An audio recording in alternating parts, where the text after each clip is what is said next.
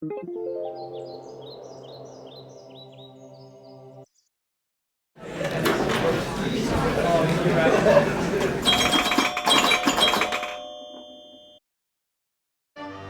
and welcome. We interrupt your regularly scheduled genocidal program to bring you the season finale of Where I'm At Now.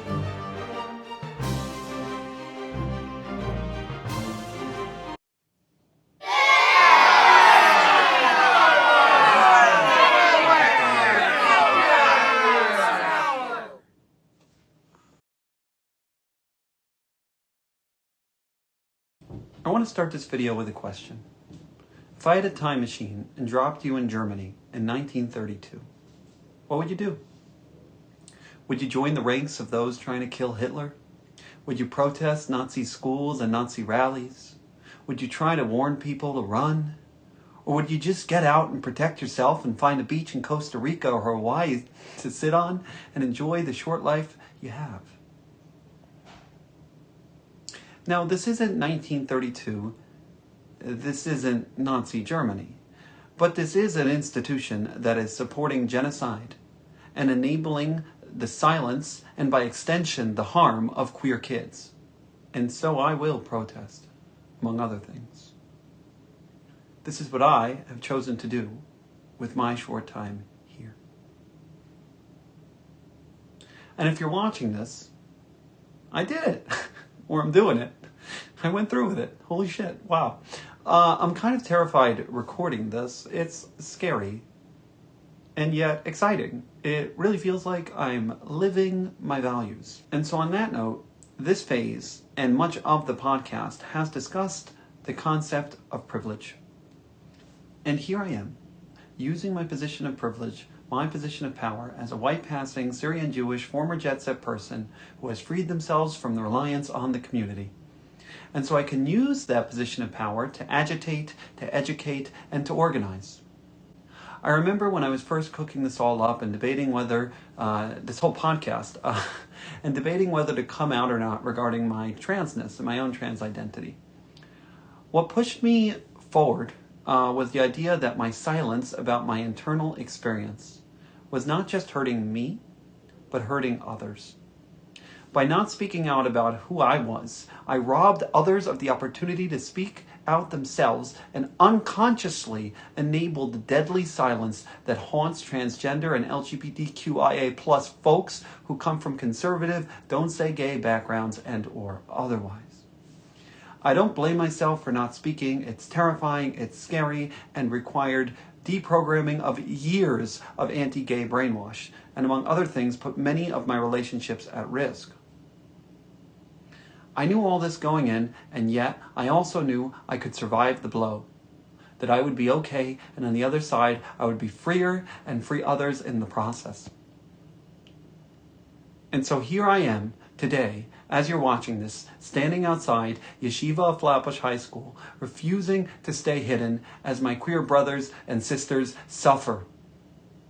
And at first, I'll be honest, this plan was just a queer protest. Trans kids exist, Moses was a myth. Simple. But to go to this school and this institution and protest just for queer rights is to actively see the Palestinian people and the Palestinian children as non-humans, as not relevant. Are they too not my brothers and sisters, queer, straight, cis, or otherwise? And so today I will stand. I will stand against violence. I will stand against bigotry. I will stand against hate. I will stand against suppression, silent, loud, or otherwise. As I mentioned in the last video, this likely won't change the status quo. It probably won't do much. But it's something. It's momentum, and hopefully, honestly, it stirs more people to ask themselves, what can I do? How can I help?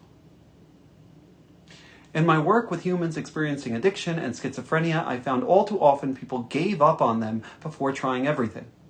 And I get it. I get the burnout. I get the doomerism. But right now, as long as your heart is still beating, there is something you could do about this. Harm reduction works. And And I can't do this alone. Today, tomorrow, or otherwise, we all need to contribute. We all need to ask, what can I do? And really ask ourselves, not just to feel better, but to actually impact change. Obviously, there are those of you that disagree with the perspectives I have on these issues, among other things, and it's difficult for me to think about where to start with this group of people who could be, let's say, anti-LGBTQ or pro-Zionism, and how to make change with people in these positions. The cavern of programming runs deep and can be deeply challenging to rewrite, like treating schizophrenia on a scale of hundreds, thousands, hell, millions of people. But it's not impossible. Delusions can be treated, and so I will try. And thankfully, there are others in this field doing a lot better job than me. I've linked some of their podcasts below. I'm glad to be a part of it, a tiny part of it, in whatever small way I can. Whew, all right. So, why Flatbush? Why target a high school? Well, they certainly aren't the only culprits, but they certainly are a part of the problematic power chain. Regarding the issue of Palestine, Yeshiva of Flatbush has ideologically supported Zionism for nearly 100 years. They train kids from as young as 4 years old in their elementary and early childhood programs to pray for Israel, for the success of the soldiers, and to idealize the Zionist endeavor. I've spoken at length on these issues with Zionism and my journey out of Zionism in my other videos, but in short, the problems I see with it are, 1, that Zionism sees the lives of one group of people as more valuable than another. 2, it enshrines this difference in law while actively erasing the connection and cultural history of the actual people indigenous to the land, and then actively persecutes those people in policy and practice currently being named as a genocide by the UN and other parties inside and outside of Israel. Personally, I see the U.S. as even more responsible for the genocide as the primary funders and supporters of this, and it's very possible they are just using the Zionist agenda to support U.S. interests. This protest would certainly be appropriate outside any U.S. government institution. And so, what's Yeshiva Flatbush got to do with all this? Well, you know how one of the Hasbaras, or defensive explanations about killing Palestinian children, is that they'll grow up to be Hamas. And bombing their schools is okay because they are teaching kids hate. Well, Darvo, because in this school we have an ideological religious institution that idealizes a radical genocidal belief system and teaches it to children. They are teaching Zionism as a core ideology and that it's inherent to both Judaism and the entire framework of their education. Zionism and Yeshiva Flatbush go hand in hand. You cannot separate the two. And see all their public promotional materials, including a video I linked below. More recently, on their public Instagram, available for the whole world to see, they posted pictures of a student trip to Israel and highlighted a portion of that trip that visited, quote-unquote, pioneering settlers in Beit Lechem. Again, calling illegal settlements pioneering. I'm not bringing the negative attention. They are by supporting genocide. I'm just calling them out. And so while Flatbush is not completely funding the genocide, and for the most part their students aren't shooting the bullets, though many have, they certainly raise students who will, 1, donate to support of the genocidal Zionist state, 2, vote in favor of the genocidal state, and 3, vocally support Zionism at every turn. I imagine I am of a small minority of former Flatbush students who were able to deprogram from this ideology and the impacts of their quote-unquote education. These impacts are lifelong and deeply harmful towards Palestinians and Palestinian children. Speaking of, here's one of them.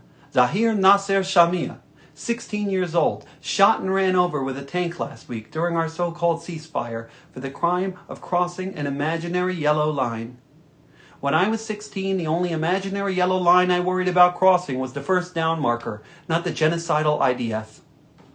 Not enough for you? How about younger? Let's go for Fadi and Goma Abuasi, 10 and 12 years old, killed in a drone strike 2 weeks ago for the crime of collecting wood for their injured and wheelchair-bound father. I thought we only kill people for collecting wood on Shabbos, folks. Oh God, this isn't funny, it's disturbing, it's sickening, and it's been supported in policy and education by this program, among others.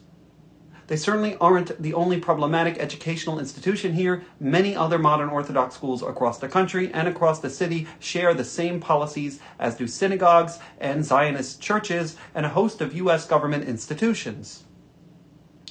These are not the only offenders, not by a long shot, but they are part of it, and certainly were a part of my experience of it. Regarding my goals here, with this protest, I can't imagine a world where Flatbush detaches from Zionism. It is at the core of their values as an institution. I can, however, imagine a world that pressures them to reconsider their public positions and public support of this genocide, and one that forces their students to ask challenging questions that could challenge the Zionist status quo, and who knows where it goes from there. So it could be a start. To finish this section, I want to comment on the Hasbara that supporting Israel is integral to the Jewish faith. Beyond the fact that many religious Jews are anti-Zionist, not just in Atari Karta, but regular from Yids all over the world, there are deeper issues with this defense. Mainly, just because it's called a religion doesn't defend it from espousing problematic ideology. The same way you would quickly critique any problematic aspect of Islam, I ask you to look at your own religion and the harmful rhetoric and ideologies it espouses, primarily the Jewish supremacy aspect, among other things. And the worst part? We have clear evidence that was mostly based on mythology, not facts.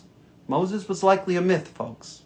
Certainly there's historical connection between the Jewish people and the land of Palestine, but by no means does that justify keeping it as an exclusive home for the Jews, when so many others called it home for generations.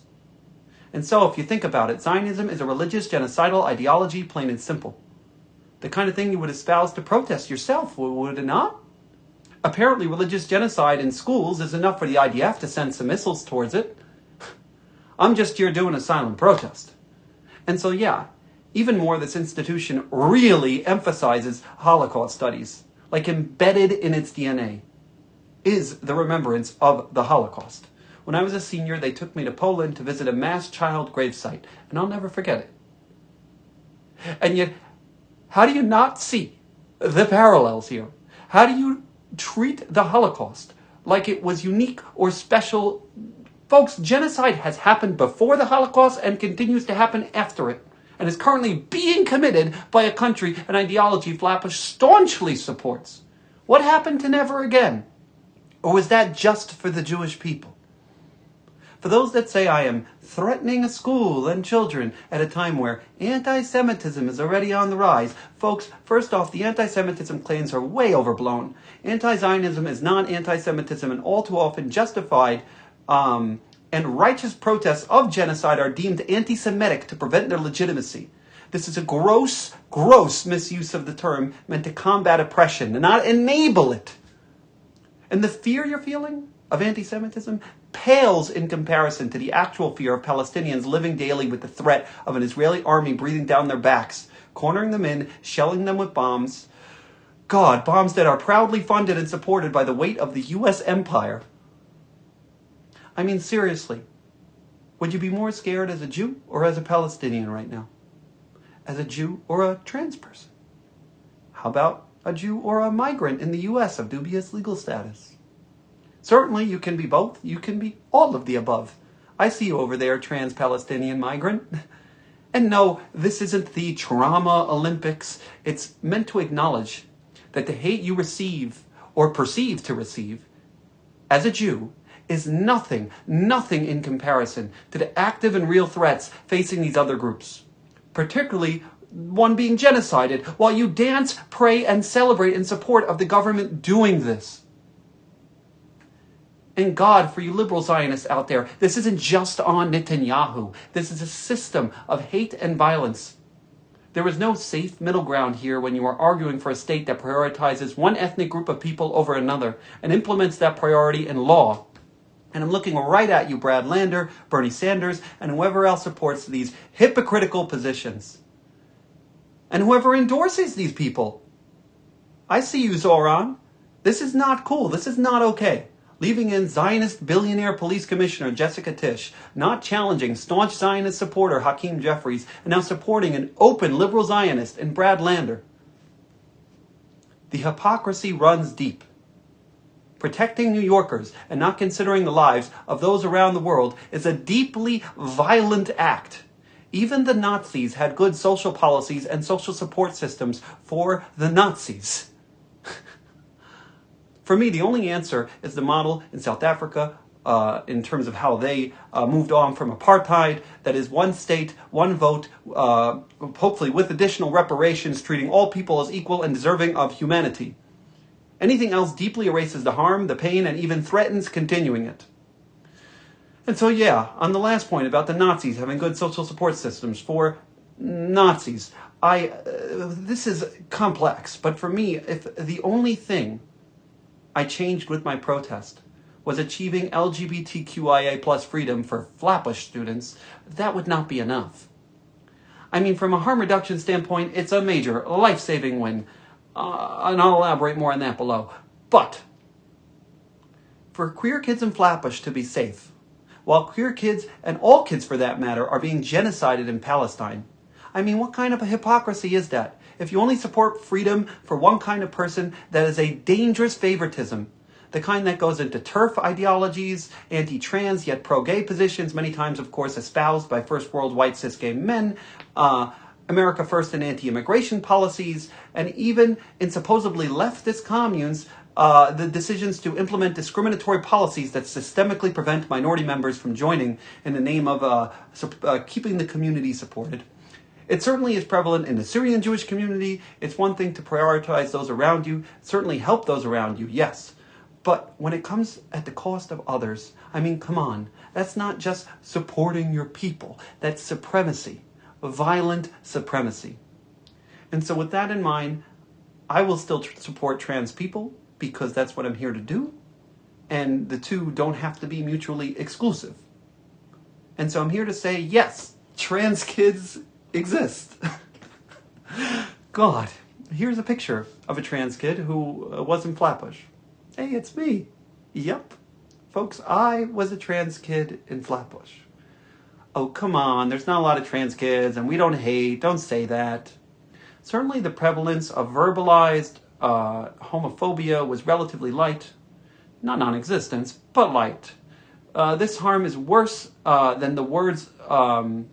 What's worse than the words of hate was the harm through silence. Silence enabled by a variety of power players that connected to this school system. Before I get into the web of power dynamics, I'm just wanting to name the stakes here. 39% of LGBTQ plus young people seriously considered attempting suicide in the past year, including 46% of transgender and non-binary young people. LGBTQ plus young people who reported living in very accepting communities attempted suicide at less than half the rate of those who reported living in very unaccepting communities. Folks, these stats aren't happening in a vacuum. It's not the fact that these kids are gay, queer, or trans that makes them more suicidal. It is that we live in a society that ingrains inside these kids the belief that being LGBTQIA+ is shameful and bad, and at the very minimum, something we don't dare discuss out loud. Pew data has about 5% of people under the age of 30 identifying as trans or non-binary in this country, and 23% of Gen Z identifying as LGBTQIA+.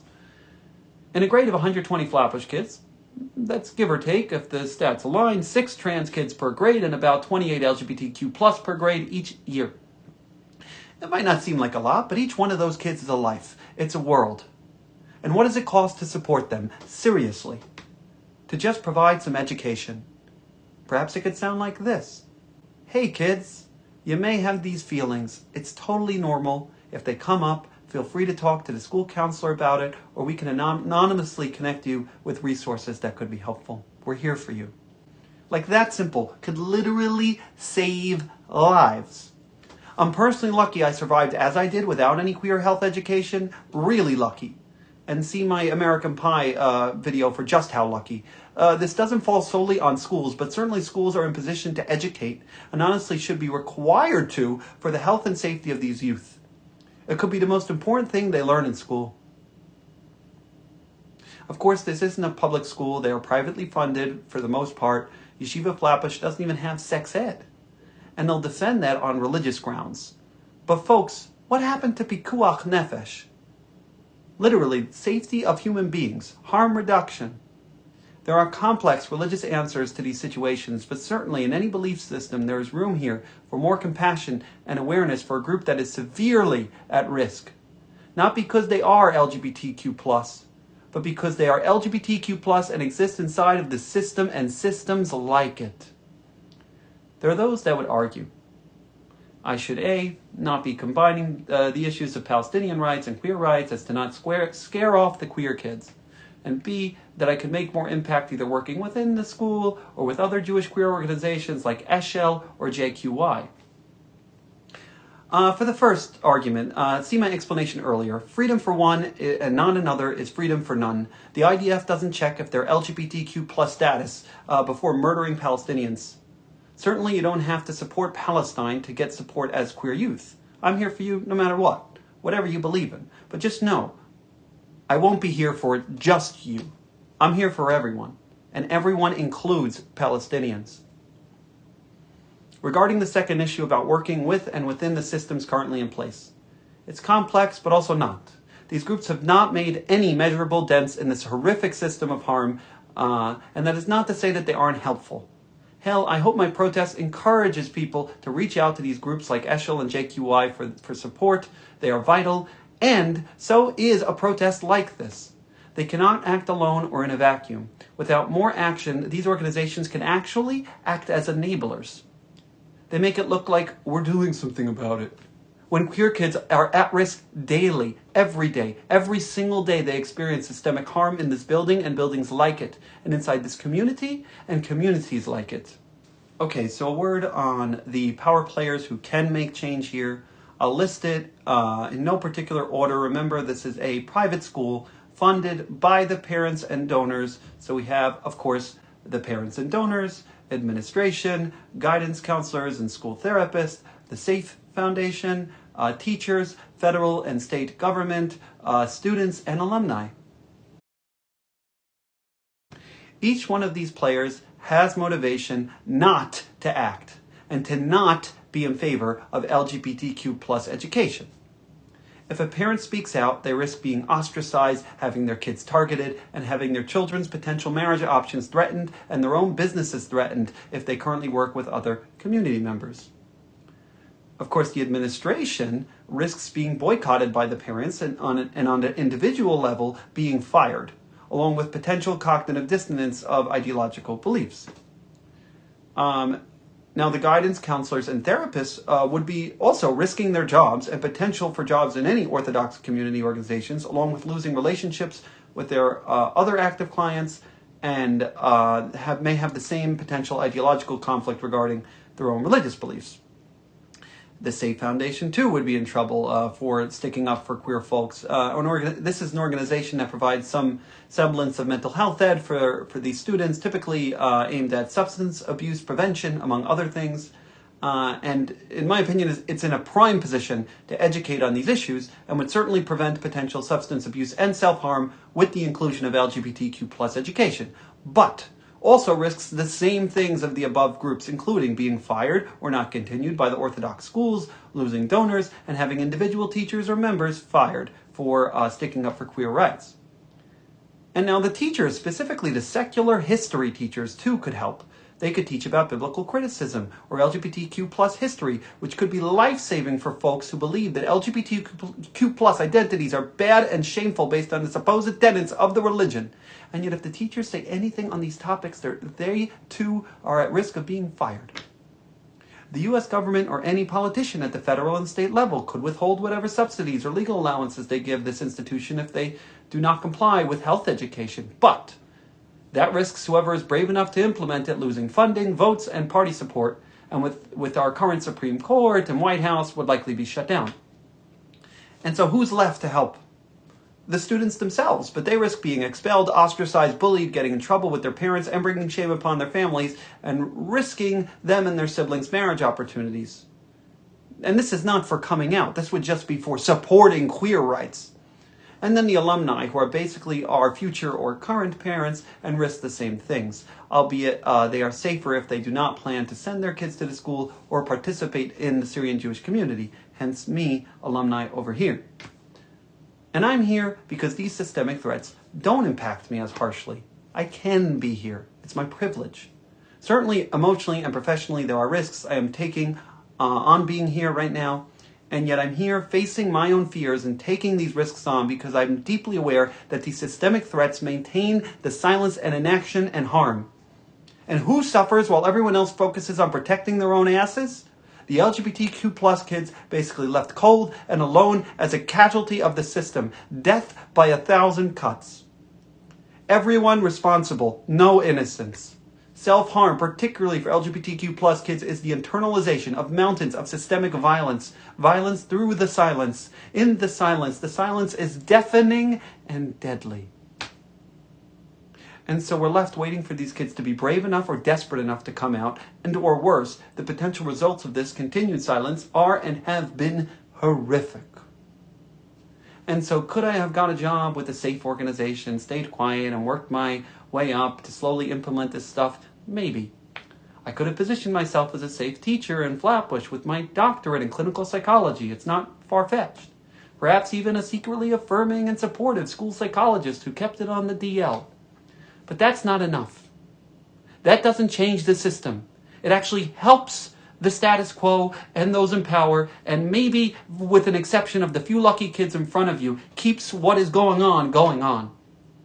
Working from the outside with a protest like this can make much more noise, put much more pressure, and not make us wait for the next suicide or overdose to do something about it. And so my goals here are that this will hit someone. Maybe a parent, maybe a wealthy donor to Flatbush, or a powerful person in the Safe Foundation with potential ties to the LGBTQ community, maybe a student coalition, and maybe some brave souls will feel safe enough to say, hey, fuck you guys. I'm queer. What are you going to do about it? No pressure. Stay safe, kids. But yeah, so I guess that's the hope. That this starts a conversation and a movement towards more awareness, more acceptance, more love, and less self-harm. And for me, I'm done apologizing for being queer. I'm not sorry. And if anything, I'm fucking proud. And I'm excited and feel impassioned to free others, because freedom for one is freedom for none. Remember, folks, I could be on a warm beach in Costa Rica or Hawaii right now, and I'm here freezing my ass off, putting myself in the line of hate for something I believe in. For something bigger than me. And so I am here, I am queer, and I am proud. And I'm not going anywhere. I'm not going anywhere. Except maybe for some needed rest after this protest. Not everyone can survive a week on just enough oil for one night. Burnout is real. Oh, ouch, wow. Okay, so that's it. It's been a hell of a fucking ride. I love you guys. Thank you to all those who watched and silently supported in their own ways. I feel the love. I hope this has helped. I know it has helped me, and that I was finally courageous enough to tell these stories and to do this. It's been a hell of a season. Happy holidays. See you soon. And have a magically delicious day.